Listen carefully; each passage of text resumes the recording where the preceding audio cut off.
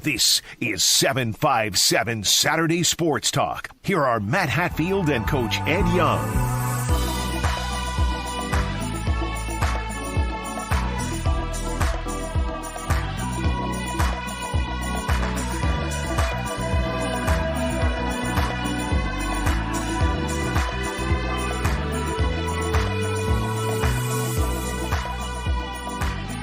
Yes, good Saturday morning to all of you out there at 757 Saturday Sports Talk here on the road for me, Ed Young, in his humble abode, wearing his Celtics Pride shirt because he's a phony. He's not really that big of a diehard Boston Celtics fan.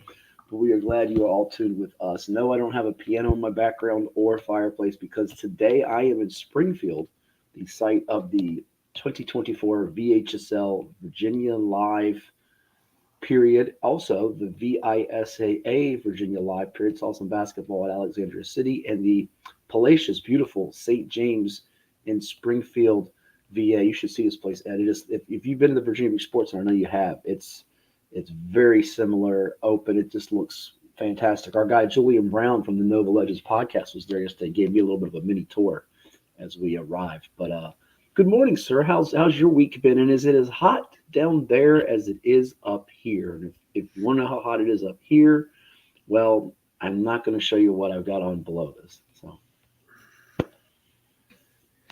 this early in the morning, I have to have my attorney, agent,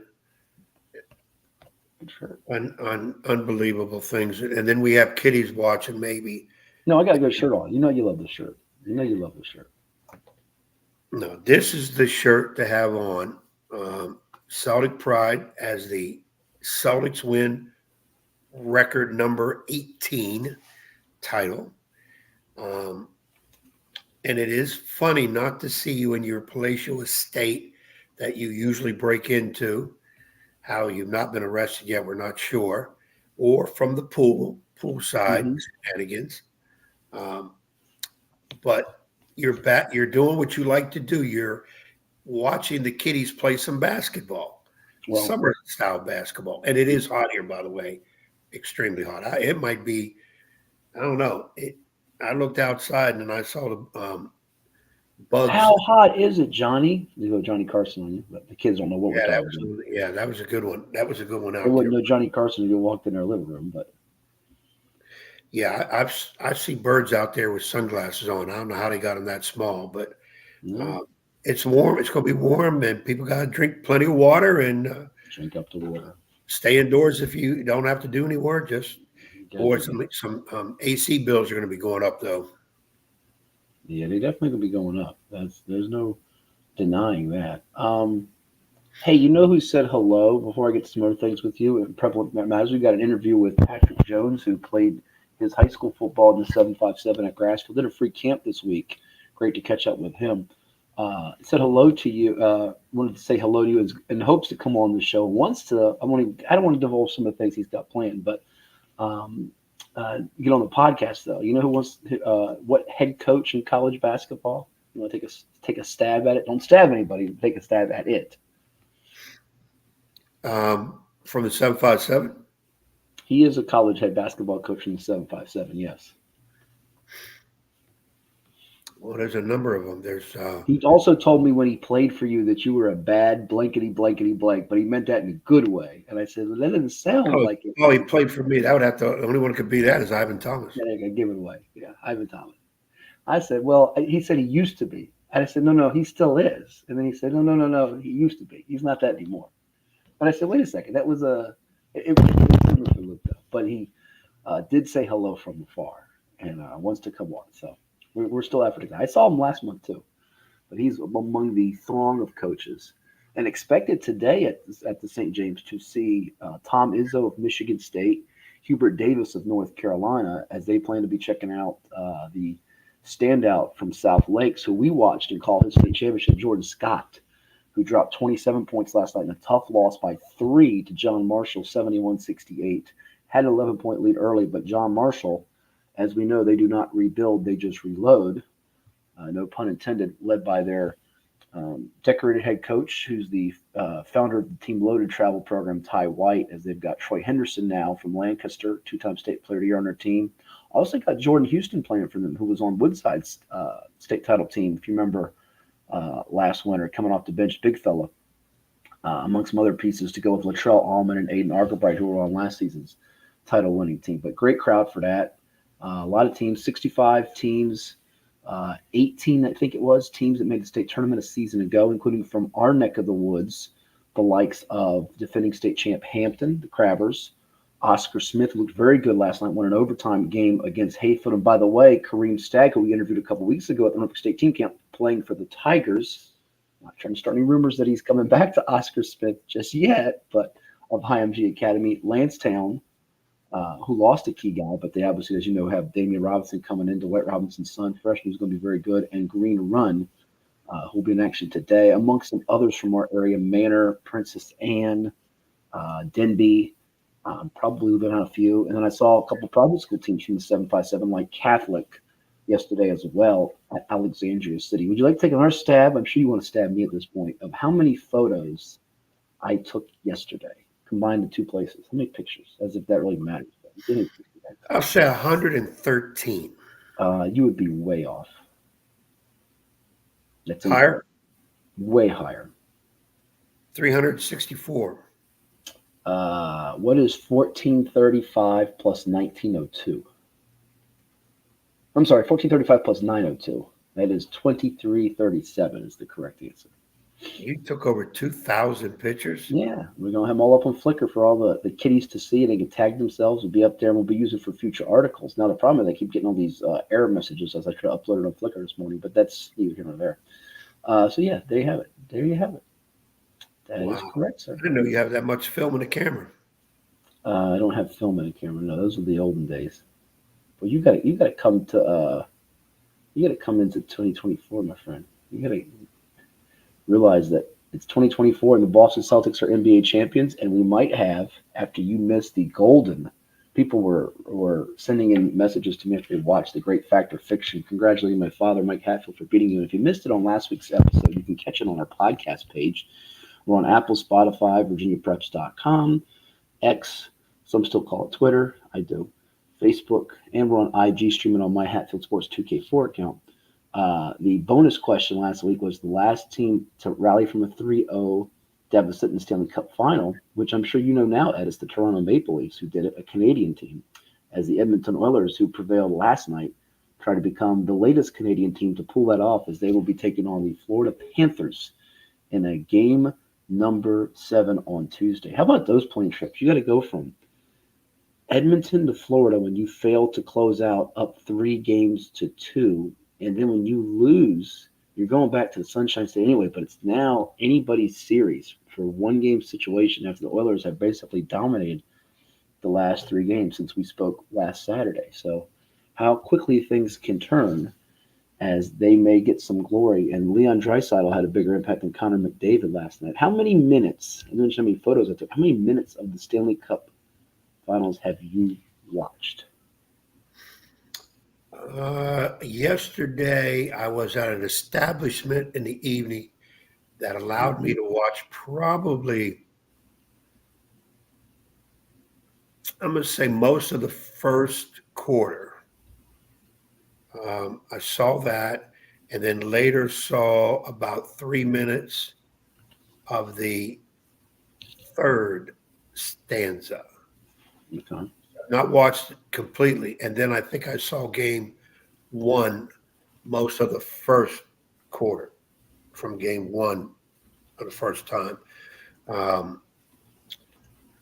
We have talked about this before, where if inventing the major sports, that 3-0 lead could be liquefied quickly. We figured it would be hockey, which this one has shown it. Now the question is, will Florida hang on and win game 7, as most people predicted? You had Edmonton, I had, of course, Florida, so we'll have to see what happens. Yep. Well, that wasn't all that happened this week as I'm in Springfield. I got to check out, as you might have saw when we came, might have witnessed as we came on the air this morning. Oh, beautiful Nats Park and a Major League Baseball game, a very good one, that featured my Arizona Diamondbacks defeating the host Washington Nationals. And that was just glorious to watch that. Look at beautiful Nats Park. Pretty good view with the overhang for me, so I wasn't burning. And then I was in a little Champions Club, but you'll see some snippets coming as we move along in the program. But got to witness a wonderful snag by Christian Walker to end the game. He had a home run in the ninth, and the D-backs prevailed again last night. I know your Yankees have decided to give up a bunch of runs here lately, the last couple of days, to the Braves and the Baltimore Orioles, the parent club of the Norfolk Tides, our minor league team, which has a lot of Tides flavor on its roster, as we know, from Adley Rushman to Ryan Mountcastle and so many more. But, yeah, it was pretty cool. You know, the last time I went to a Nats D-backs game in person was 10 years ago. I looked it up. Tyler Clippard was the one signing autographs and shutting the door for the Nats, or I should say coming in at the end. And it was so long ago, Ed, that I was a lot lighter, though younger, and I was doing the Ice Bucket ALS Challenge, which we still never got you to officially do. We saw an impasta do the No, I Ice did it. Bucket Challenge. It wasn't you. We saw like the most grainy video. It looked like it was your brother from Pennsylvania. I don't think it was you. I remember in front of the entire student body in the gym, No.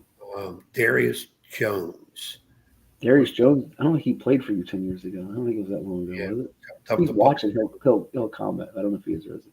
There's somebody can find him. I have it somewhere stashed in my phone. Yeah, you do. Posterity's sake, but yeah, I remember that was cool. Boy, it'd be a great day to do that challenge outside today. Well, then let's just replicate it. We'll get one of your neighbors to just film it and do the Ice Bucket Challenge with you, and away we go. Let's play it on next week's show. Dump you with water. A lot of people would like to do that. Douse you with water. Friends and enemies, and both. Your frenemies. Yeah, that might be a possibility. Yeah. So, but it was wonderful to watch the D-backs get a victory. The good guys won 5-2. Two things amazed me. Well, more than two things. Three things amazed me on my experience at the Nats Park, coming and going. Some other stories I can't tell on the podcast. But do you know they don't have straws there? No straws.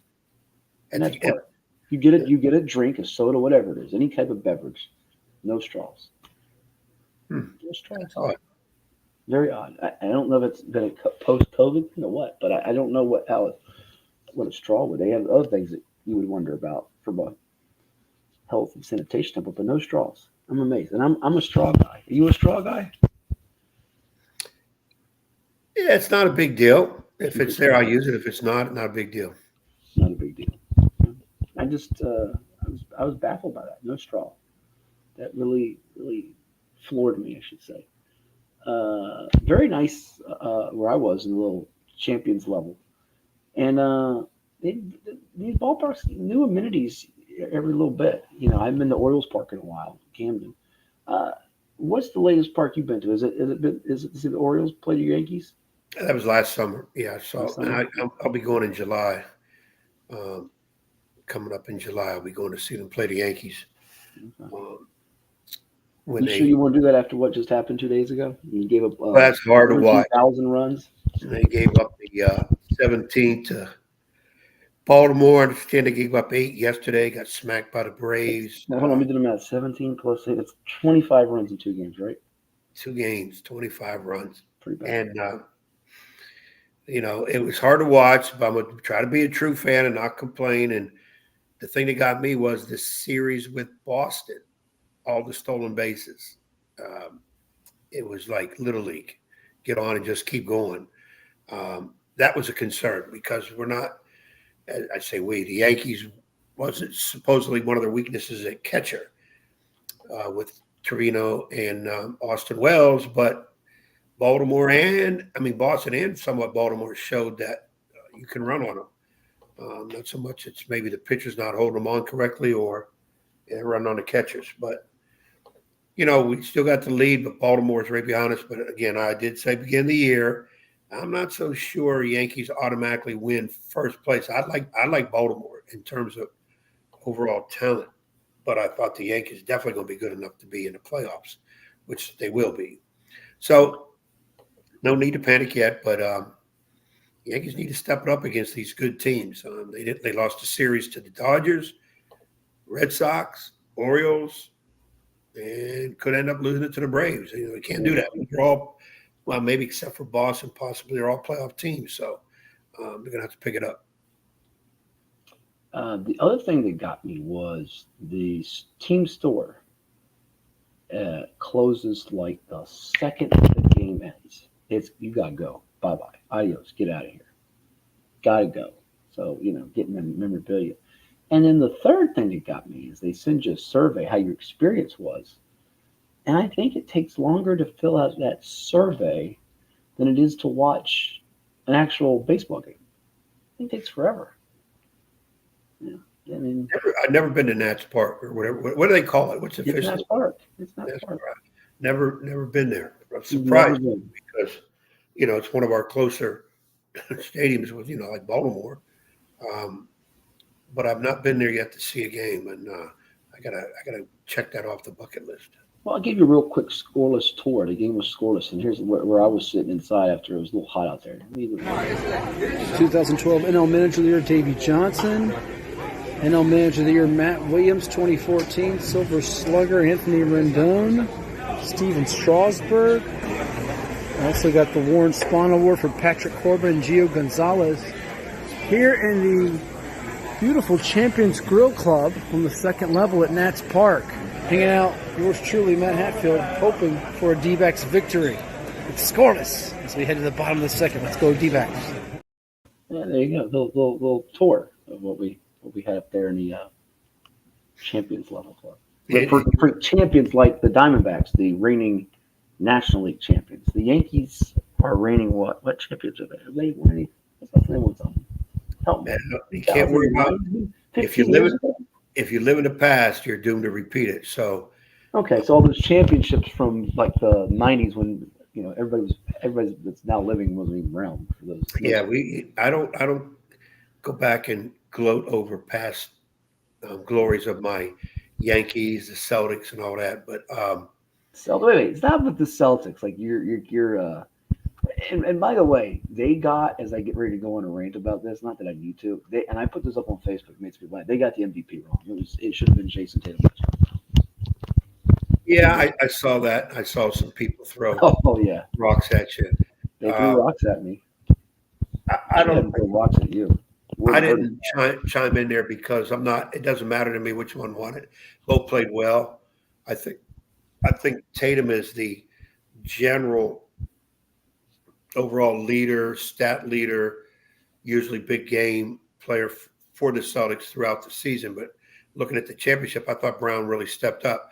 But if I remember correctly, I think it was last year I made a comment, Jaylen Brown is the pure best player on the Celtics. I don't know if it was you or whoever said, man, you're crazy. You really don't know your basketball. I said, Tatum gets all the notoriety, but Jaylen Brown has the best potential, doesn't really show it. And then when he got that crazy contract, I made the comment. I said he's very good, but not worth that kind of money. But it could win either way. I thought both guys did spectacular. I think when that shot Brown hit, that corner shot, was it game 3? No. It was game 1 against the Pacers. You're talking about way back against Pacers. Yeah. That was the biggest shot. That was the shot of their postseason run because they would have lost that game at forced overtime. Right. And I had no problem with him getting Eastern Conference Finals MVP, and he might have had the better playoff to a degree. But when the guy, again, he's one of 6 guys to do what he did, lead his team in those 3 categories, and not get shows MVP. He's the only guy, talking about guys like LeBron and Jokic and Olajuwon, among others. And when you lead your team in points per game, rebounds per game, assists per game, shoot a better percentage from 3 in the foul line. The only category really that Brown beat him was field goal percentage. Now I know people watching, they're gonna say, "Well, but Matt, tell the whole story. He locked up Luka. Well, first of all, it wasn't him exclusively on Luka every play of every game. He did do a good job defensively. Drew Holiday made a big imprint and impact on that team, and his defensive prowess was recognizable from day one. When Milwaukee foolishly decided to let him go. And didn't retool the roster with another shooter to go with Damian Lillard, and obviously Giannis got hurt. So it probably was irrelevant for the Bucks making a championship push this year when push came to shove. But Porzingis really won him game one. Holiday really won him game two. After that, Tatum and Brown, you could split the baby to a degree, but I just feel like the expectations from the media and others is just unfair for Jason Tatum. Everyone's at too high. They wanted to put up these gaudy numbers and in the fashion that LeBron and Joker do, and it's not right. But the Mavs, and by the way, going back to Luka, he sort of slew him. He slowed himself down. Didn't play any defense. Took a lot of bad threes. I think he was like 1 for 21 from three at one point. Anybody, by the way, I've seen this on X comments that think he's the best player in the world need to get their head examined. He's a fabulous talent and fabulous player. He is not better than Joker. You are not starting your team with him over Joker. Not today, not tomorrow. No chance. No chance. And Kyrie was underwhelming outside of the one game he dropped 35. So we'll see if the Mavs can get back. I don't know if they can in the very tough, rugged Western Conference. And Ed, we got an NBA draft coming up, which means I think the draft is Wednesday this coming week. Is it Wednesday, NBA draft? I thought I heard a day Thursday. It's Wednesday through Thursday. So I think they go first round Wednesday. Thursday is the second round from Barclays, which means we need to probably get up and do a special Tuesday mock draft, you and I, with the NBA like we did the NFL. And then the question is, do you want to put $100,000 on it?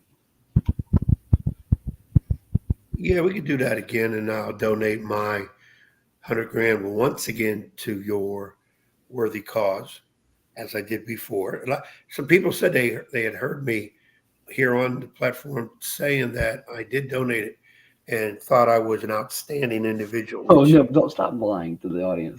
Yeah, I did. There were some people, if they want to come on here now, I don't even know if they'll be listening this early. No. They want to come on here and acknowledge that they did say that to me, please do so.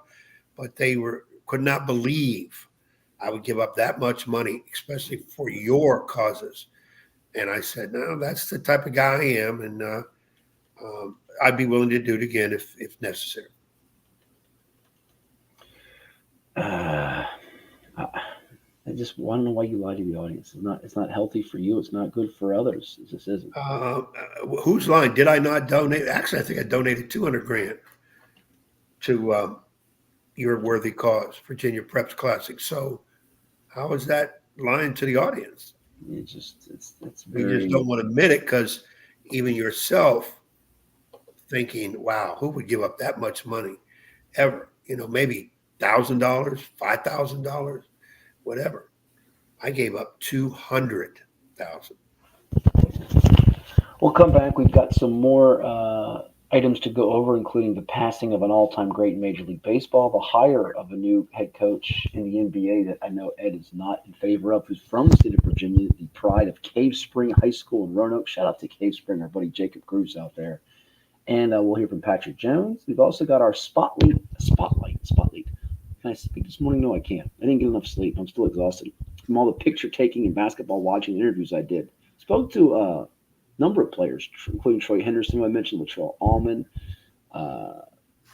two-sport athlete Darius Gray from St. Christopher's, who we'll have up on VirginiaPreps.com, plus Cameron Pacheco from Spotswood. Our spotlight athlete for this week, because we're doing a lot of football athletes week in and week out to get you ready for the football season, Travis Johnson, rising junior wide receiver from the Oscar Smith Tigers.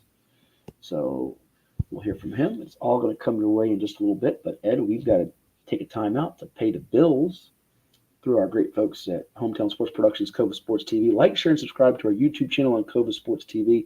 We are streaming on Facebook on our Sportsplex and Regional Training Center. For some reason, we're getting an error message right now with our Cova Sports Facebook, so we apologize about that. We'll get that up and fixed soon. Also on IG and X, or Twitter too, plus VirginiaPreps.com. But let's hear from a couple of folks that make this possible for us each and every week with all of you great folks out there.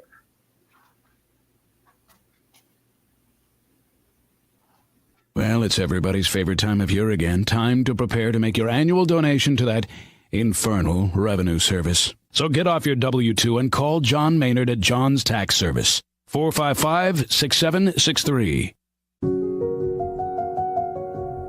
As a banker at Town Bank, we believe that people bank with people, not with banks. You're looking for an actual personal relationship, and that's what you get at our bank. You get that person that gets to know you, gets to know your business, is there for you. I think that is what motivates us, what drives us. And the idea that we are trying to serve others and enrich lives, I think is very true.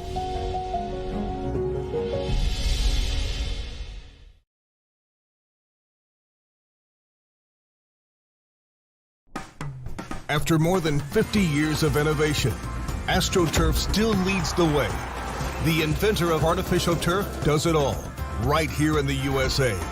We engineer, test, manufacture, and install the world's most innovative fibers and turf technologies, with over 30,000 tracks and fields worldwide. AstroTurf, powered by Sport Group.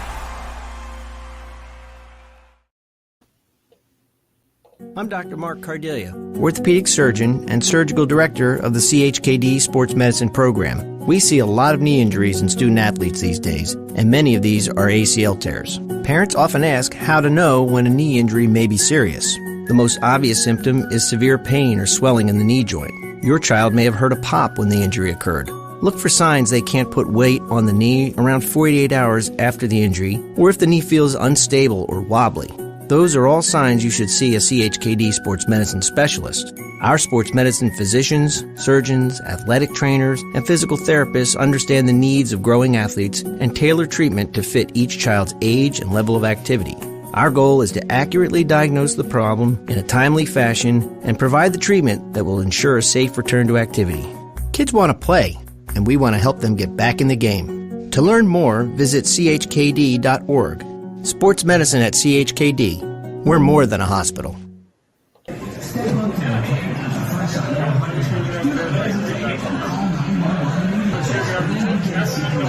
4-2. Heading to the bottom of the 8th. Can we hang on? Come on, guys. Let's hang on and get the job done. This is 757 Saturday Sports Talk. Here are Matt Hatfield and Coach Ed Young.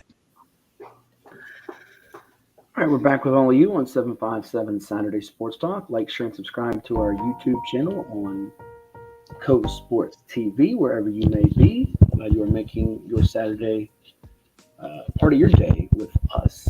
Ed, some news that took place this week on the baseball side of things that was not so pleasant. Unfortunately, passing of the great Say Hey Kid. And what a great baseball player he was before my time, even your time. The electrifying Say Hey Kid, 93 years of age, arguably the best five-tool player to ever play the sport. And it was so ironic. You had the game down in Birmingham this week with the Cardinals and the San Francisco Giants. That was on, I think it was on Fox the other night. I think it was that Thursday night?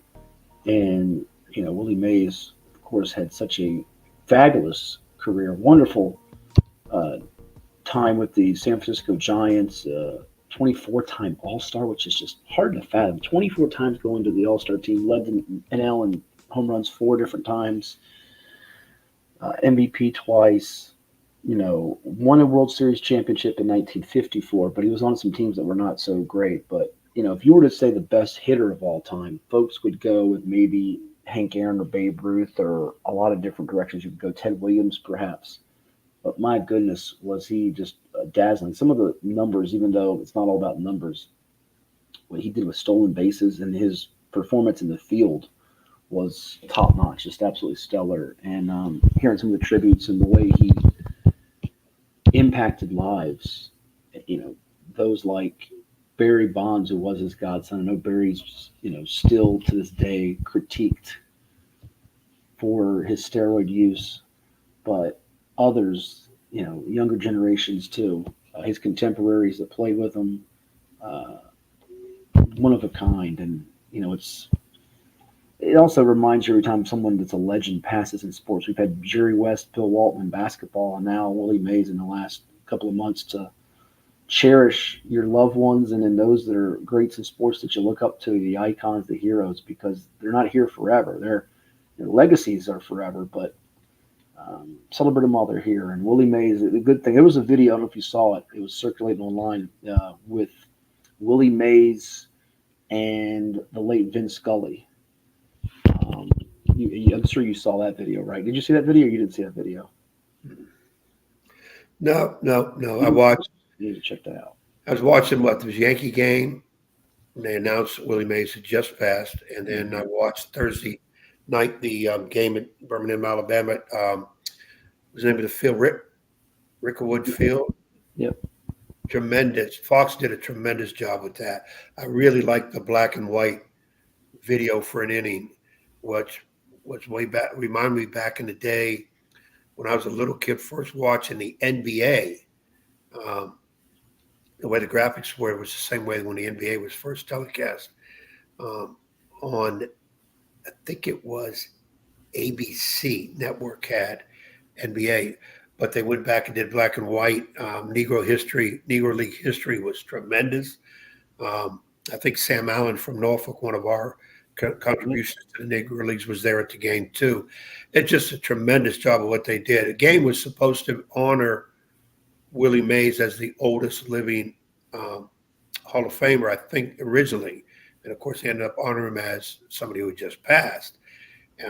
So it was still there. And it was tough because you hit it right on the head when you said when the legends pass. It's like, what? The man was 93 years old.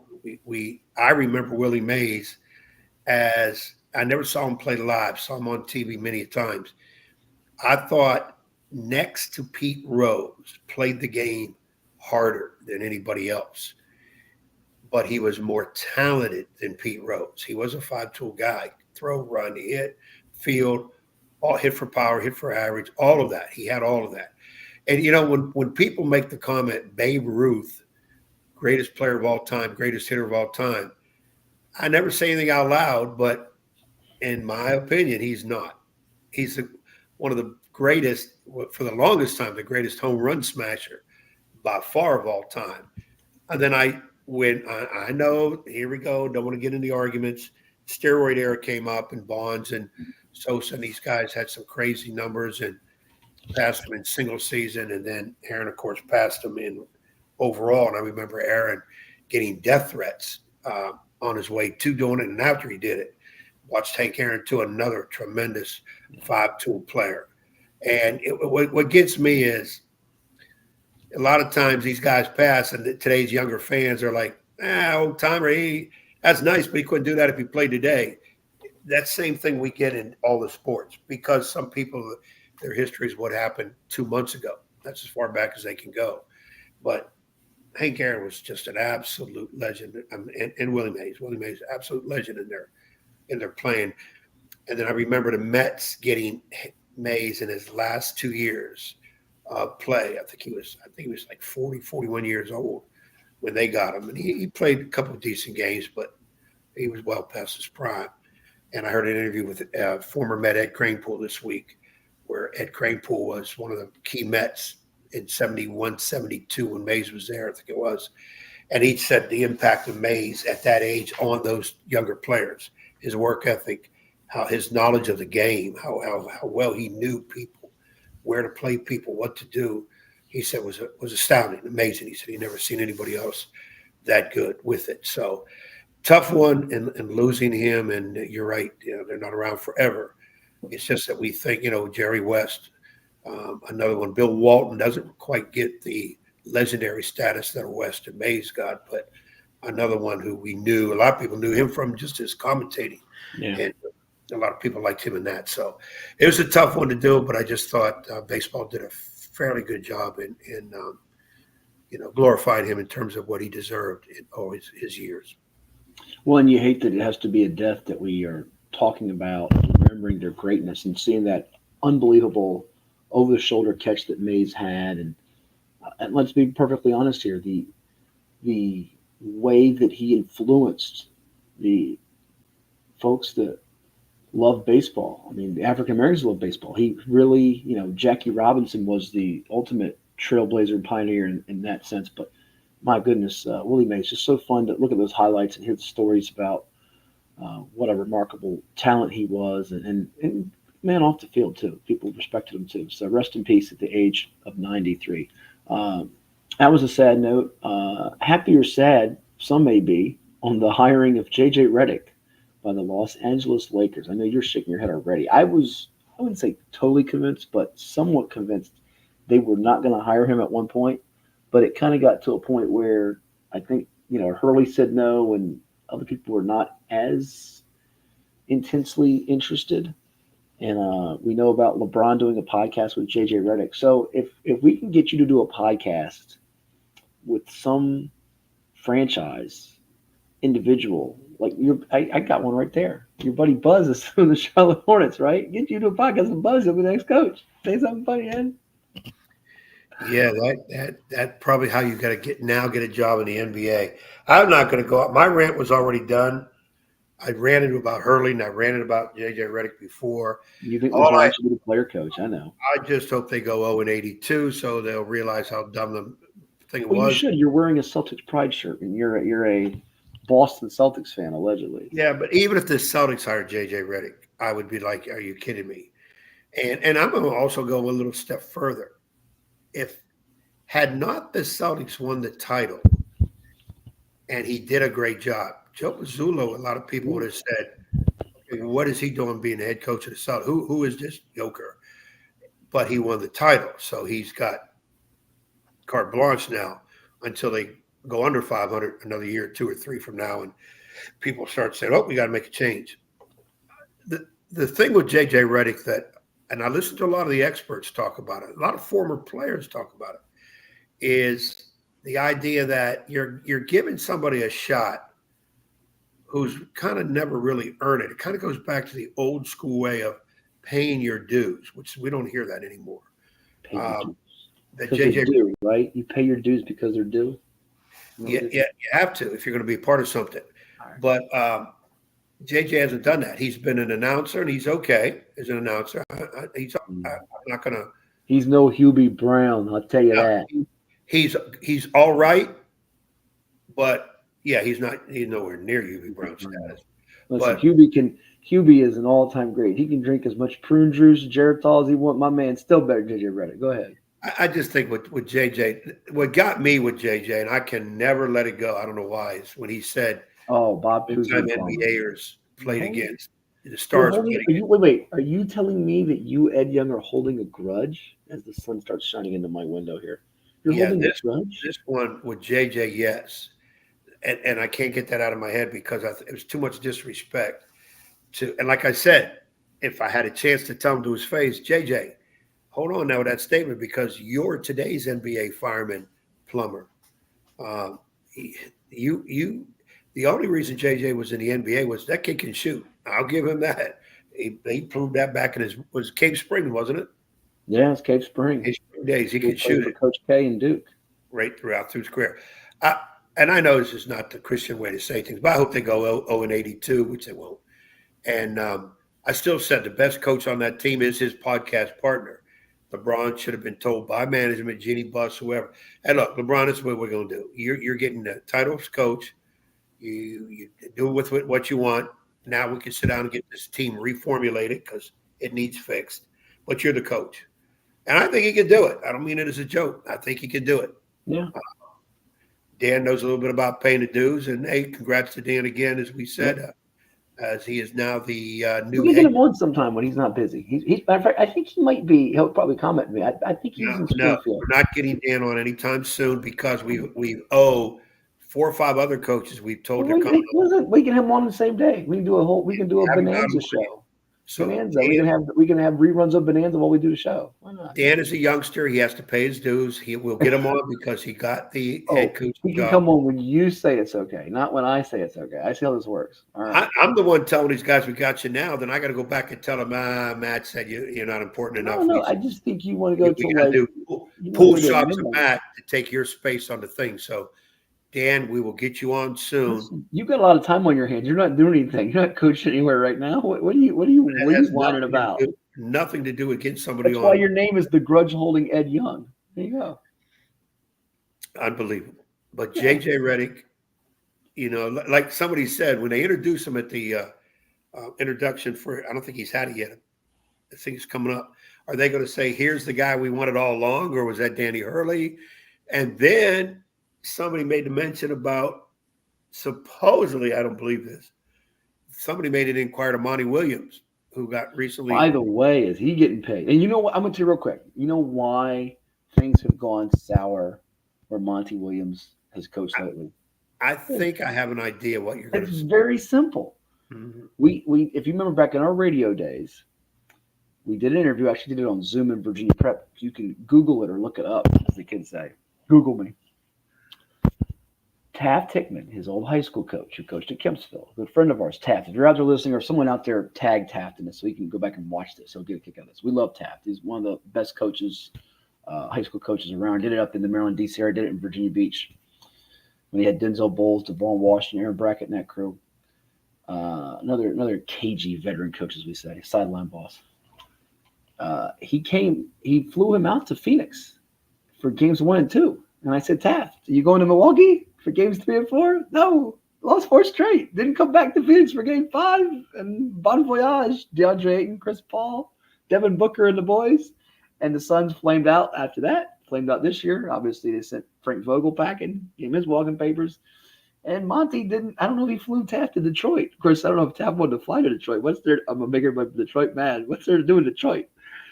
And the way you got Phoenix is a great place. You can go see the Diamondbacks play not too far away, right? Detroit Pistons have been El Stinko. And here's what's disgraceful. I'm going to get people really mad now. How Monty Williams, who is an upstanding citizen, pretty solid coach, I wouldn't say spectacular. I think he's middle of the pack. And Darvin Ham and J.B. Bickerstaff, that's TJ, who played at JMU and in the PIT's uncle, and Bernie's son, Banny, who was a good coach, how those fellas do not have a coaching job, and you still have that joker, I said that joker, Chauncey Billups coaching the Portland Trailblazers, and he blew a 25-point lead against the Pistons in a regular season game in February, and trust me, I know. I sadly watched that thing, and it did not go well for other reasons. How that joker still has a job is beyond my comprehension. Terrible. Look up Chauncey Billups' career record, Ed. Tell me how that guy's still coaching. Well, we can this could be a whole day show on this. Yeah. Monty Williams. And he shouldn't be in the Hall of Fame. He was a fine player, not a Hall of Fame player. He was an all-star-ish level player, not a Hall of Famer, Mr. Billups.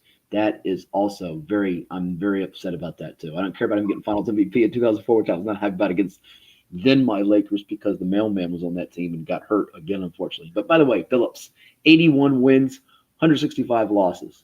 That gets you packing. Well, in some places.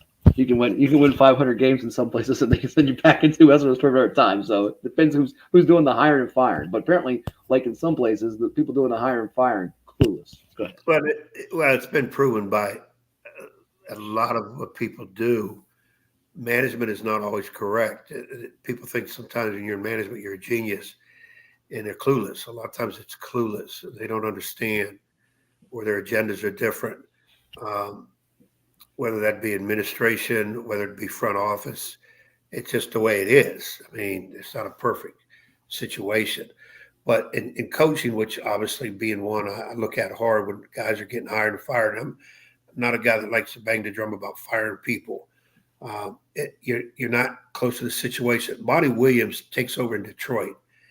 Detroit's just horrible.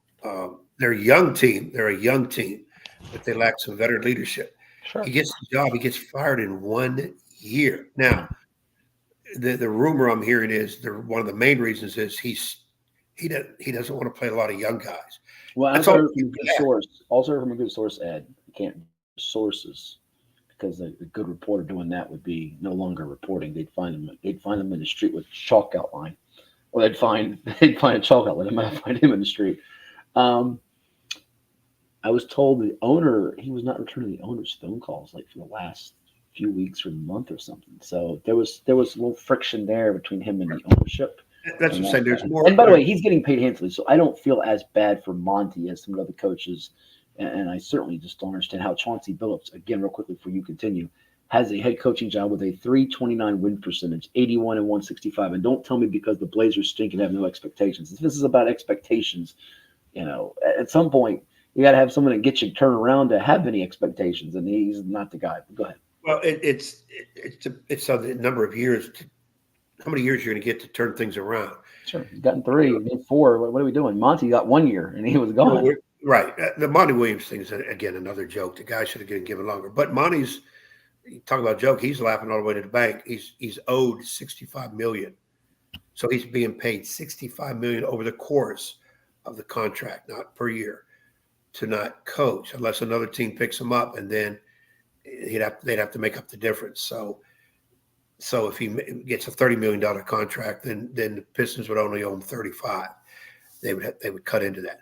But the bottom line is, there's no rhyme or reason in professional sports, and I think I may want to say NBA more than any other sports, that you can be losing and get it rehired. Find another job real quick, retread. A lot of people don't like that. Doc Rivers, when he got hired at Milwaukee, a lot of people said, why? The guy doesn't win in the big games. He has a winning record, but he win in big games. And I think sometimes when you see a Chauncey Billups type being brought in, that's the reason why. He was a player. He played. He'd been through it. He can help the guys through it. All that kind of rigmarole talk. But the guy's losing. Is he going? Are you giving him 2-year, 3-year? Are you changing the dynamics of your roster? Because the pros can do that. Trades, free agent signings, whatever, drafting. How long is it going to take you? College and high school coaches, you don't necessarily have those kind of luxuries of changing a roster that quick. College a little bit more than high school, obviously, through recruiting. So you can do that. So you'll give a guy in those levels a little longer to produce. Usually the high school and college, the idea is 4 years. You got 4 years to prove you're going to win, because that whole recruiting class has gone by. But in the pros, it's a little different. And when I see, that's what I'm saying. When I see a JJ Redick get hired, for what reason? Because he had a podcast with LeBron James, as opposed to, I'd rather see Chauncey Billups get the job. What? He's only won 30% of his games, but he's been through it. He's coached. It's a different situation. So I guess in a roundabout way, that's answering your question, is why Chauncey Billups is still coaching. Some ownerships are more lenient. Chauncey Billups was a good player, but again, we can't hire guys because they were great players, good players. Magic Johnson proved that. The great Wilt Chamberlain proved that. You can't hire. Bill Russell was probably the best. He had 11 rings, and he was a player coach for a couple of years. And then he became a coach with the Seattle Supersonics, did a fairly good job, didn't win a title, if I'm not mistaken. So it doesn't, because you're a player or a great player, going to make you a good or great coach. A lot of times those guys get frustrated real quick because they were so good and their team isn't. And they did. Magic Johnson, he's the one that said it. He went into a locker room after a loss, and guys were celebrating, complaining about the food. When's the plane leaving, this and that. He just said, you know what, I'm done. I'm done here. They just lost a game that they should have won. And he said this happened before. He was done with it. And that's the idea of the pro level.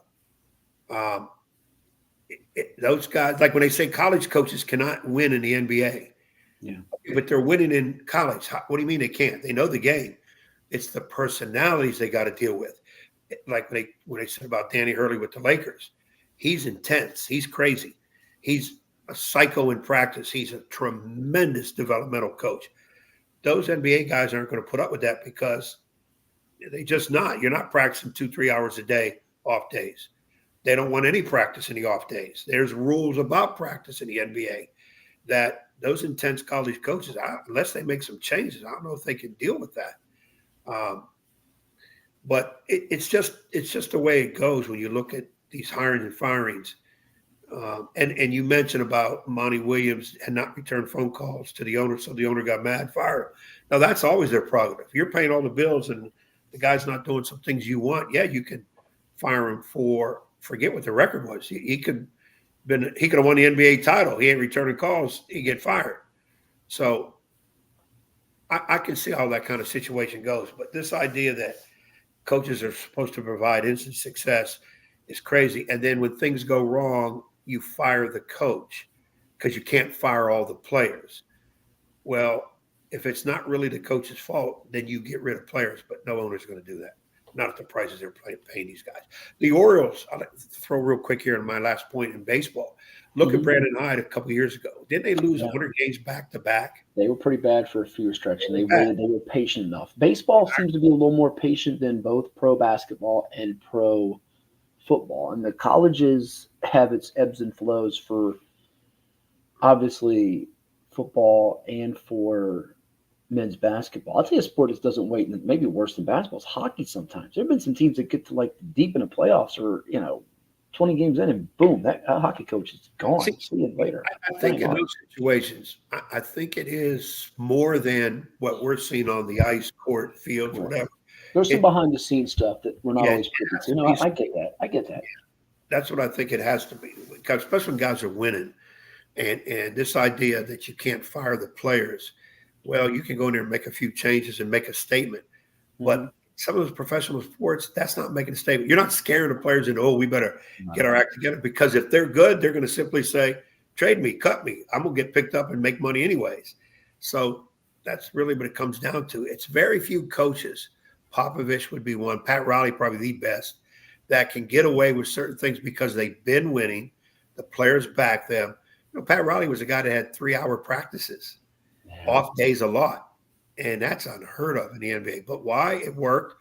His stars bought into it. Phil Jackson's another one that could get away with pretty much anything because it worked. It was proven. It worked. And their star guys backed them. That's a big key at the higher level. That is the Ed Young. There's a pastor out there that goes by the name of Ed Young, but this is the Ed Young spitting today. He's preaching. The kids say spitting. He's preaching like the pastor. When we come back, though, we're going to hear from Patrick Jones of the NFL's Minnesota Vikings. Our man Nick Senti's favorite team. What are the Vikes going to do this year? We might even come back after Patrick's thought and give you a quick little thumbnail on the Vikings schedule and predict their wins and losses for the year. Take another time out here from Travis Johnson and put a ribbon on this abbreviated early edition of 757 Saturday Sports Talk.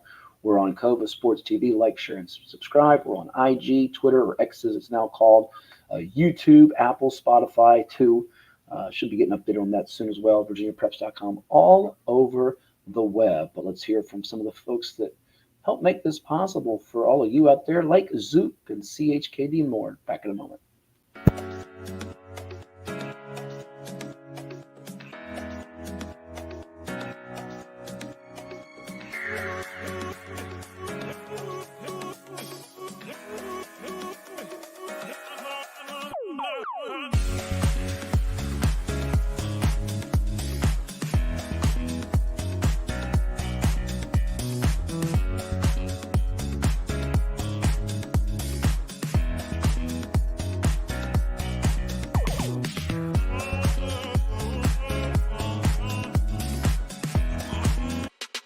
At CHKD, sports medicine is more than just treating injuries.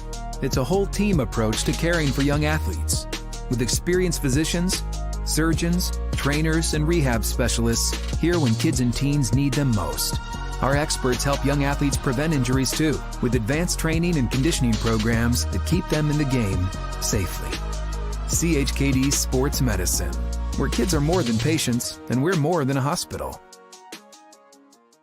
Get ready for a season of thrills and excitement. Virginia Beach United invites you to experience the adrenaline of USL League 2 Pro Soccer. Tickets are only $10 for adults, $7 for kids, and children 5 and under are free.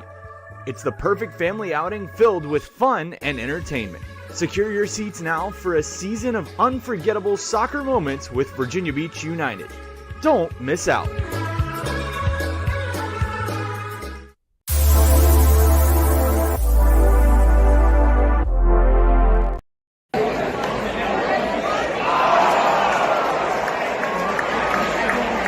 What a snag by Christian Walker.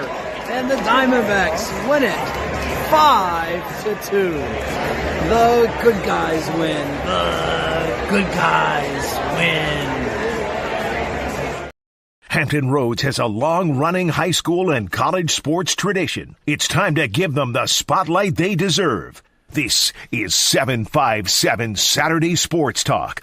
Here are Matt Hatfield and Coach Ed Young.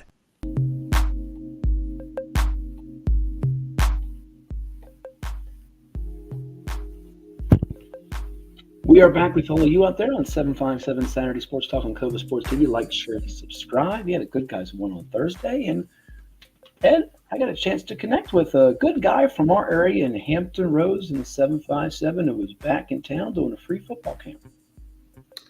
One Patrick Jones, formerly Grassfield High School, went on to the University of Pittsburgh up in Pennsylvania, my neck of the woods. And now he's going into, if I'm not mistaken, it's his 4th year. NFL with the Minnesota Vikings. He is a defensive end, was a linebacker for them. And he gave a free camp, football camp in Chesapeake this past week. And Matt had a chance to sit down and talk with Patrick. And let's hear what those two had to say here on Cova Sports TV. All right, here at the PJ2 Big Dog Football Camp. That is the name of Patrick Jones II out of Grassfield High School in Chesapeake at his alma mater, who started at Pittsburgh, All-ACC there, now with the NFL's Minnesota Vikings. Patrick, good to see you. Long time no chat. It brings me back some memories, I'm sure, for you as well. How cool is this to have the young kids involved and being in the community and back in your old stomping grounds? Man, it's amazing, man. Just knowing, like, this is where all this started, and, like, you just see how life coming to full circle. You just look like what this is. Like, just look at the turnout. Like, I get to give all these kids, like, an opportunity to come out here, have fun, and most importantly, I'm out here just telling these kids they could do it, just give the community hope and belief. What made you want to do this? Because there have been some from the 757 that give back, and I'm sure that entered your thought process. What made you want to come back and do this?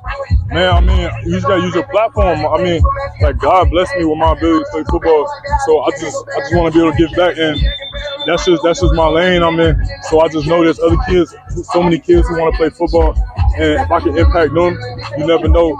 When I'm done playing, I'm old, someone else might come back here and do the camp. And that's the goal, like just being able to impact everybody to create a trickle effect and keep the community strong. And I'm sure growing up you had some role models and people you looked up to. What did the 6-year-old Patrick Jones dream about, think of? What did the 16-year-old that went to Grassfield High School think about as he was aspiring to one day play on Sundays, what you're doing? Yeah. Now I was just thinking about just this, like just like giving hope, like just being able to just really like come back and just give back to the community like this. It's amazing. You mentioned giving hope. You certainly had some great days, although in championships at Grassfield with yourself and Grant Holloway, who's a decorated track athlete, Isaiah Harper, Vince Lowe. What do you remember back most fondly of your Grassfield days? I just remember the bond we had, like just playing football, and like football is just one of those sports like you never gonna forget who you play with your whole life.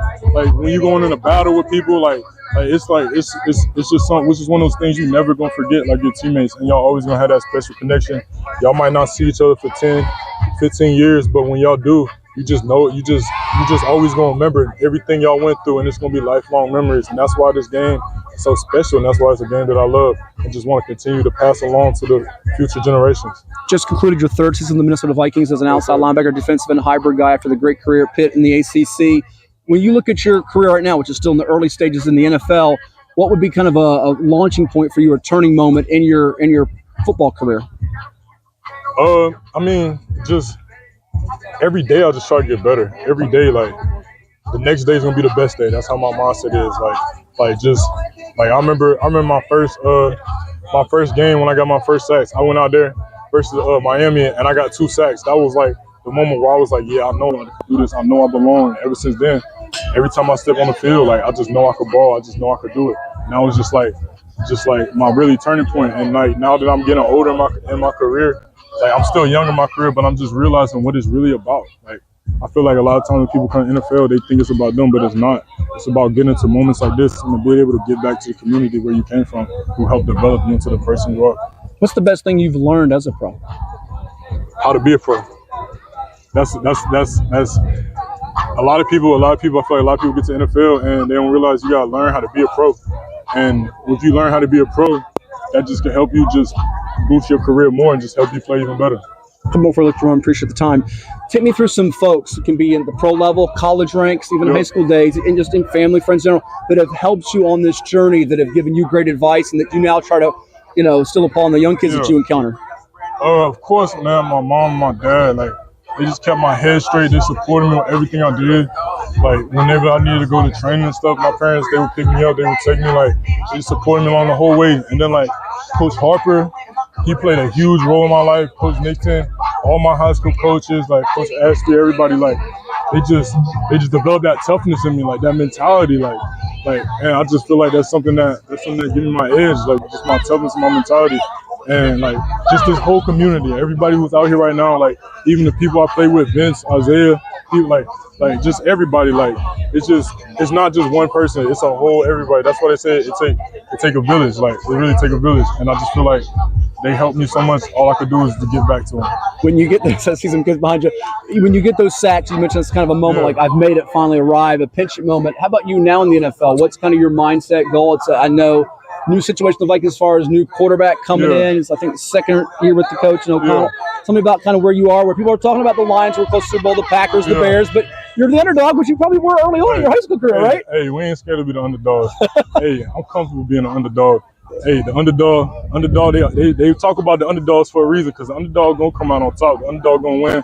I can say what it is. We're not really worried to listen to the outside noise in the building. Everybody inside the building know what it is. We know what we're capable of doing. And lastly, for the kids that you encounter here at the camp and throughout the community to watch this, what advice would you give them that wants to one day be that Patrick Jones? I hear a lot of athletes say, don't be me, be somebody else. But what do you tell them about to get to where you want to be one day? Just believe. Like, this may sound cliche, but you got to believe in yourself.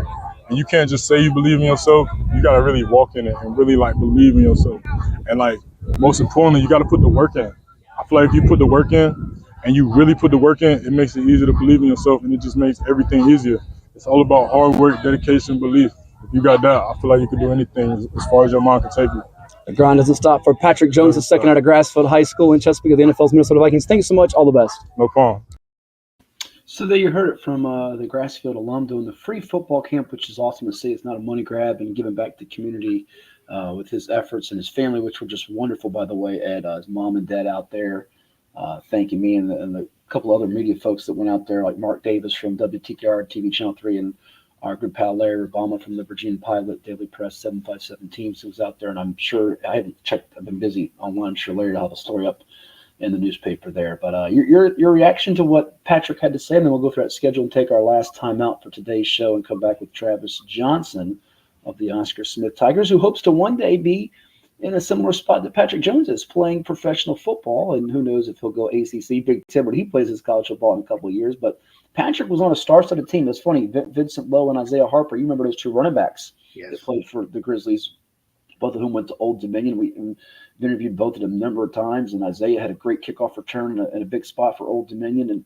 And he mentioned Isaiah Harper's, kin to and Leroy Harper there, who's blood, and that matters. And some of those guys, Marty Asprey is a high school coach, but they had some great teams with Grant Holloway. They never got over that mountaintop championship. Oscar Smith was standing in the way, but my goodness, Patrick Jones is a great success story, and it's good to see he's staying grounded and humble and has not let the success go to his head and deter him from being able to still affect lives and help the youth. Well, first and foremost, shout out to Patrick for coming back, giving back, and doing a free camp at that for kids to come in there. That's tremendous. I always just love it when I see the pros come back in any sport to their home areas, whether it be Hampton Roads area or wherever, and give back. Because sometimes they'll go back to their college places or do it, or their pro town and do it. You really got to do it in where you grew up in high school. I think that's the biggest effect.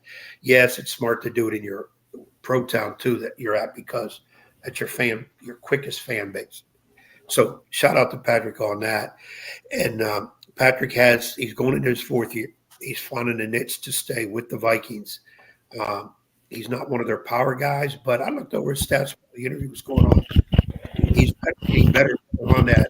And he is a hybrid 6'4". I think they list him at 265. He doesn't look 265 in the interview. And by the way, I don't know how he's going to get all those braids under that helmet. That's some good looking head of hair there for Patrick. Of course, it's summertime right now, but I just really, really like and give back to the youngsters in the area. And I'm glad for Patrick. He's making that name in the NFL and making it work. And he talked about being a pro, which was good to hear, that they teach you how to be a pro, which is big in all the sports, because you're coming into money, you're coming into fame. Sometimes it's a little bit too fast for you. And if you're not in the right team around the right type of guys, you can lose it real quick too. So, and it looks like Patrick is well grounded in that. Now he'll be the one talking to rookies coming in terms of how you got to do it. Because the big thing is you got to watch your money. That's the key thing. You can't have your hangers on and all that, because so many guys have been gone out of pros because they didn't know how to manage the money or had the wrong people manage it or had the hangers on and their groups with them, and it just was a bad look. So Patrick is doing a great job, and I can wish him continued success. All right, let's quickly go through the Minnesota Vikings 2024 schedule and predict. We'll do our over-unders coming up in August, it'll be here before you know it. Isn't that crazy? It'll be here before you know it. But let's do a little we won't even go through preseason games, as I see they got the Raiders, your Raiders, August 10th. I should say your Raiders and Chuck's Raiders now. Where's that game at? I'm thinking it's Minnesota, but I'm not positive. They put a Browns and Eagles in preseason too. That's a toss-up game. Minnesota Raiders. Don't worry about the preseason. It's preseason. Let's go to week one of the games that matter. They have the Giants at MetLife in New York. I'm going to go 0-1, although that could go either way. Yeah, Minnesota wins that. They play San Francisco. Remember, they beat them last year on a Monday night. Niners at U.S. Bank. Go 0-2. The Texans 0-3. This is not going well. The Packers. Hold on. Back up. Yeah. San Francisco and Houston. I thought you said the Raiders are first game. No, get that out of your head. I done threw you off. All right, forget preseason. First game that counts at the Giants. Minnesota wins. Oh, okay. You're going 1-0. All right. Yeah, they're 1-0. Niners at home. Niners at home, who lost to them last year in Minnesota on a Monday night. They're going to lose to them again with either Sam Darnold or J.J. McCarthy at quarterback. I'm going Minnesota would now be 1-1. They'll lose. You just had two Giants fans tell me that you're crazy. We're not losing to them, but go ahead. Okay. 1-1. They're 1-1. I'm leaving them 1-1. Texans at home. They host the Texans. They will not beat the Texans. At Lambeau, take on the Pack. They'll beat Green Bay in one of the games, so I'm going to give them. You're going to give them that win? They're going to beat Green Bay one of the two games this year. Are you giving them that one or not? Not that one, because I'll give them later. 1-3. They go to Tottenham to take on the Jets. Out of the country. Oh, boy. I'm going to go Jets, but the Jets are overrated. Okay. 1-4. Bye week. They won't lose that one. They host the Lions. Come on, we're not on till midnight. Give us an answer. Yeah, you win or loss. I'm going to give them a loss. Okay. 1-5. At the Rams. Win. All right. 2-5. He's made all the Rams fans mad. Host the Colts. Oh, gosh, that brings back bad memories from 2 years ago. No, that for you does. I'm going to say they win. They got to give them some wins somewhere. All right. 3-5. At the Jaguars. Win. 4-5. At the Titans. I think that's a win. Yeah. We're talking about 5-5. At the Bears with Caleb Williams. The Bears. Win. 6-5. You got them above 500. There's not a chance in the world it's happening. Then they host my Arizona Cardinals. That's a loss. You're going to lose to the Cardinals? Really? Yeah, I think they're going to stumble. So you have their 5-game winning streak. Well, your schedule, folks, go opposite of what he's saying here. 6-6. Then they host the Falcons. Not a chance in the world you get all these right. You said win or loss? Win. 7-6. Host the Bears. I said they beat them before. They're going to go 1-1 against the Bears. 7-7. Lose that one. 7-7. All right. We've got 3 games left. At Seattle. Loss. 7-8. Host the Packers. I gave them a win before against the Packers. They're going to go 1-1 against the Packers. 7-9. I'm all confused at this point. 7-9. And then at the Lions. Loss. So you got to go in 7-10. Now, as we sit here right now, the over-under win total for the Minnesota Vikings, from what I'm showing at this particular moment, is 6.5. Ooh, and I got them at 7. You got them over. I would disagree and say under 6.5. So let us know out there. Ed says over 6.5 Minnesota Vikings. Matt says under 6.5. Who do you side with? That is our question of the day. We know who Nick sides with, but let us know what you think. As we put it up there on the screen, Ed says over, Matt says under. Who do you side with? All right, we're going to take a timeout, and coming up next, we're going to hear from Travis Johnson, he of the Oscar Smith Farmville Tigers, and Chesapeake class of 2026 wide receiver who's got a lot of attention from schools, and it's going to be one to watch for the next couple of years before he heads off to college. It is our final segment coming up on this abbreviated edition of 757 Saturday Sports Talk on Cova Sports TV. Like, share, and subscribe, and we'll come back to finish up the show right here on the program. But we're going to hear from Town Bank, One Life, and more. We'll be back in just a moment. Get ready for a season of thrills and excitement. Virginia Beach United invites you to experience the adrenaline of USL League Two Pro Soccer. Tickets are only $10 for adults, $7 for kids, and children 5 and under are free. It's the perfect family outing filled with fun and entertainment. Secure your seats now for a season of unforgettable soccer moments with Virginia Beach United. Don't miss out.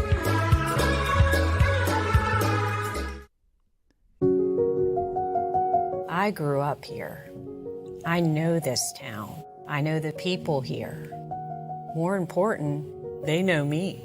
As a banker at Town Bank, we become part of the communities we serve. The people who bank with us, our members, know us. When you bank with Town Bank, you'll know your banker. You'll know you can reach us, and you'll know we're here for you.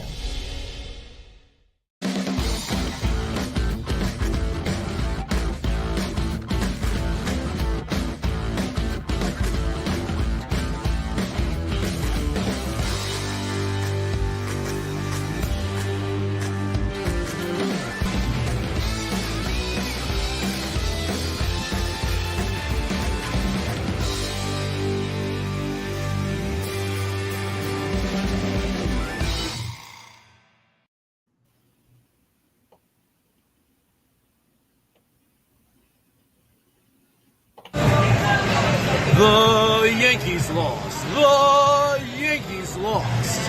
Ladies and gentlemen, boys and girls, children of all ages, you can bet that Coach Ed Young will be in a cranky mood on Saturday because his Bronx Bombers are under now. And now back to Matthew Hatfield and the evil basketball coach. Blast you, Ed Young!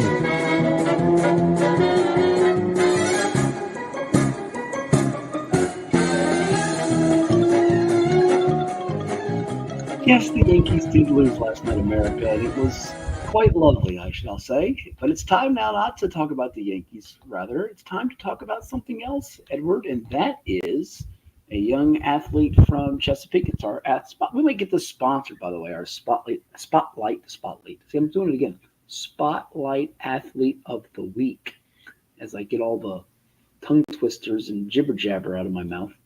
And who is that today, sir? This is the youngster from Oscar Smith, wide receiver Travis Smith. No, Travis Johnson. He plays at Oscar Smith. You just did what I did. See, I threw you for a loop with that Yankees clip. Travis. Yeah, the Yankees thing. Yeah, you got me with the Yankee thing. Yeah, the Yankees lose. Boy, I tell you what, people really want to jump on the great teams when they're down. It's beautiful. But it's okay. It's early. I'm not going to upset it. And like I said, I was a little ticked off, but I'm not going to go into rants. But anyways, we have this youngster coming on. So, and you spoke to him where? I spoke to him at Oscar Smith High School, where he goes. Oh, okay. So it was no particular event. You just walked into school. No. I did it outside. There was their college day showcase back in May. So we're sprinkling. This is what Hatfield does. He'll go around the high schools. He's looking around the high schools, and there's a kid. I'm just glad you called him Travis Smith, not and didn't say he was from Oscar Johnson, because that would have been bad if you said we're here with Travis Smith from Oscar Johnson. that would that would not be good. So Oscar Smith's Travis Johnson. Go ahead. So let's go ahead and talk to Travis Johnson to see the youngster from Oscar Smith to see what he had to say.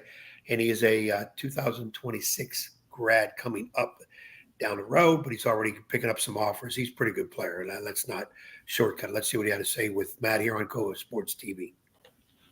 All right, I'm here with the Oscar Smith standout class of 2026 wide receiver Travis Johnson. As it's now the month of May, and the Tigers are gearing up for another football season. He's got the Savage there on the jersey, and you've been making all kinds of visits, Travis, and you and Mom and the family here. Tell me how that's been going, and what places have you checked out here lately? It's been going really smooth. It's been going good. I visited Penn State, Tennessee, Virginia Tech, West Virginia.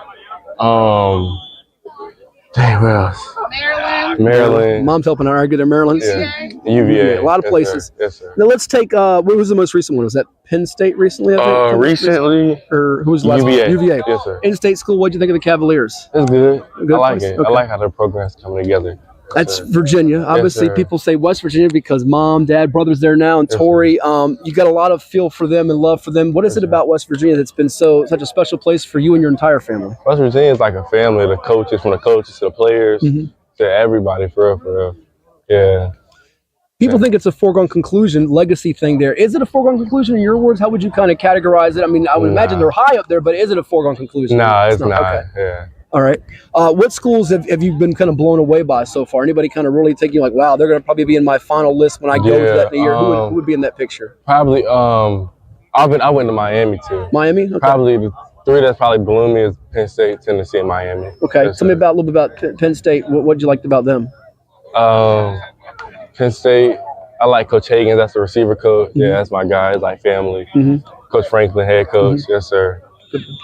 Yeah. Tennessee, SEC school. What appeals to you about Coach them? Cook, the receiver coach. You like him. Okay. The good SEC, of course. Yeah. Sure. And Miami, what about them that kind of stands out? I like how they're coming together. Got a new quarterback, Cameron Ward. Yeah, he's really good. They're going to be really good. Now, your brother was a heck of a player here at Oscar Smith. For you, it felt like as a sophomore, your defining moment a season ago, or the pinnacle moment, was that game-winning touchdown catch against the River. Was that kind of the highlight reel moment for you last year? Yeah, that's the first clip of my huddle. Is it? Okay. What was it that kind of to step up, and Coach Scott's on about it, that allows you to play in those moments and not feel the pressure? Because a lot of players might feel the pressure the moment you didn't. Yes, sir. It's just like how I come out here and practice. It's just a normal. There's no pressure for real. Just go up and get it, and that's what I did. What is it that coaches like most about your game? Is it your athleticism, or is it something else? Athleticism, heart, speed, hands, a little bit everything. Sure. Now, who do you like watching as far as receivers, college, pro? Anybody you kind of study and say, all right, he does this, I want to do this on the field one day too, or do it as good, if not better than him? College, Marvin Harrison, NFL, Justin Jefferson, Jamar Chase, guys like them. Okay. Yes, sir. What are you improving on in your craft? What can you do from sophomore to junior that makes you say, all right, Travis Johnson added this. He didn't maybe show us this as a freshman or a 10th grader. How are the intermediate routes, like the curls, the digs? Yeah, that's probably working on cuts and stuff like that. Back to recruiting here. As you go through the process, you're probably going to have upwards of 30, 40 plus offers. Yes, how do you distinguish between this school and the Big Ten or ACC or SEC? How do you kind of differentiate between, this school's telling me the real, this school's not? How do you decide when it gets to that point, when you make the choice? Probably the culture, academics, of course. That's really it for real. You mentioned academics. What are we looking at in the classroom right now? What do you mean, like? As far as grades? A's and B's, yes, A's and B's, good deal. All right, you know what you want to study in college? Probably sports medicine. All right, good deal. For you, last two, let you run. As far as Oscar Smith's legacy of receivers, they've had a lot of record-breaking receivers, guys that go back to when you were a little type. If you were born, Tim Smith, Todd Harrelson, Kerry Boykins. I'll tell you how old I am covering these guys. Your brother was a heck of a receiver here at Oscar Smith.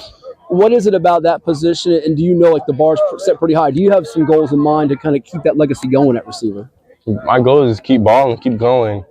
But this year, I probably want 1,500 yards. That's probably my goal for yards. What'd you finish up with this past year? 1,006. All right. Yes, sir. All right.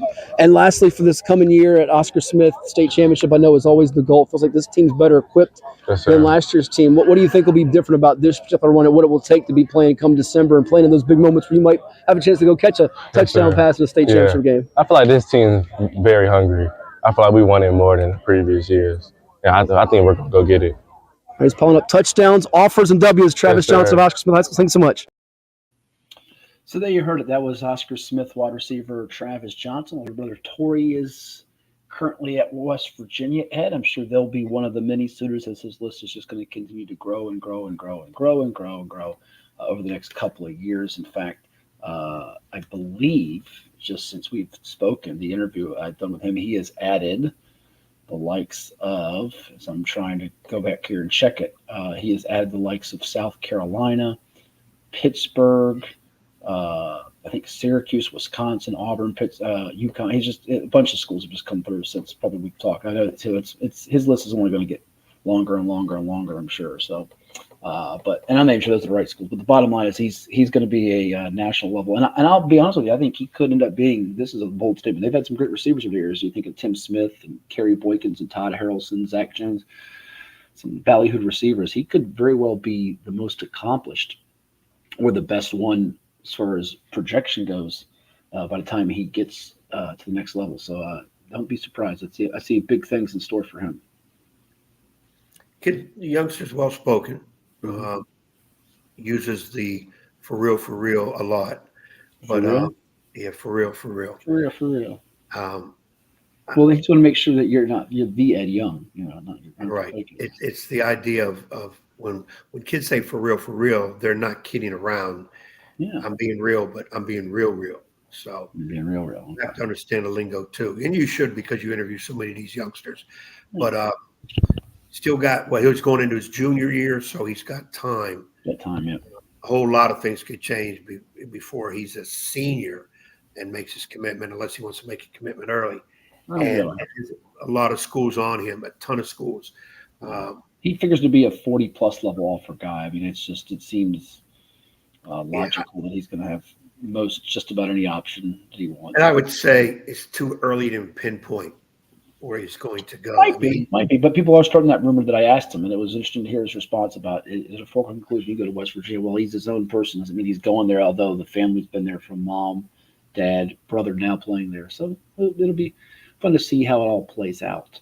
One little quick football sidebar. We'll talk more about this in the coming weeks, but I know you saw the link to it. I don't want to delve into it right here on this podcast with limited time because I'm literally getting ready to walk out the door to go to St. James for these VHSL Live today, wall-to-wall hoops. But I know my phone's been buzzing since I sent it to you, and it was sent to me. There is a story in the Fairfax Times regarding Hatfield football and some allegations and a potential investigation. They do have a new head football coach who won a state title, a couple of them back-to-back at Freedom and Daryl Overton. But I have a feeling this is going to continue to circulate. And, you don't like to see these things. You wish for the best for the kids, the teams, the athletes, everybody involved. But it's certainly not something on a positive front that you like to see here in late June as we're getting closer and closer to football season, and they're going to be a hot button topic and story. So I'm sure you'll have more thoughts as we learn more and find out what's true, what's not true, if any of it's true at all, which, who knows at this point, but I know you saw it. So did you have any quick reaction to it or none whatsoever? You shake your head. Well, only time I heard about it was when you sent me the article, and it's some layers. Well, it's funny you say that because I've had at least 17 people send it to me in the last 2 days. 17. I'm not making that up. It's some layers to it, and briefly, the coach Overton, who was at Freedom, and we all know what Freedom did, running scores up on people, pounding people pretty good. He takes the Hatfield job, and now there's some allegations by some parents at Hatfield that some bullying going on, some intimidation going on. Right. Now they want to dig into some money allegations, money raised, something like over $20,000, which is an unbelievable amount of money to be raised. Some people are making out to be ugly. I don't really want to comment on it until people do their due diligence and see what's really going on, because, you got somebody coming in new.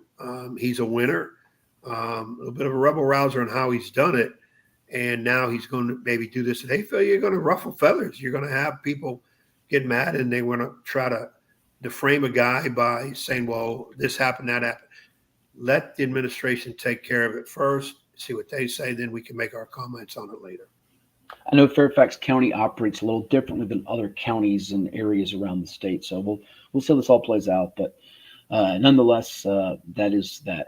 Quickly before we go, by next week we'll have a Stanley Cup champion. Will it be Edmonton completing the dream from 3 love down, or will it be Florida saying, not so fast, my friend? Yeah, Florida will win that. Well, I took Edmonton at the start of the playoffs, and I would love to gloat and tell you, I told you so. I'm right. You're wrong. Ha, ha, ha. But I think they'll get close and probably lose in overtime, just knowing that that's kind of how it goes for me. Yeah, you'll lose this one again, too. So I did pick Florida at the beginning of the playoffs. Of the final, because as you know, I did have the Rangers in there against the Dallas Stars. Yep. And I think I had the Stars winning it all. When they both got bounced in the playoffs, and I saw it was Edmonton and Florida. I went Florida in 6. Now it'll be Florida in 7. Okay. There you have it. That is from the voice of the Ed Young, who is sometimes daydreaming, but not always, every now and then. And I got my hockey stuff back into gear because, we took in some Admiral games this year. So I got myself down hockey-wise. We'll talk to you next week. You have a good rest of your weekend here as we close out June with you next week here on 757 Saturday Sports Talk. Like, share, and subscribe on Cova Sports TV. Talk to you then, folks. Be well. See you.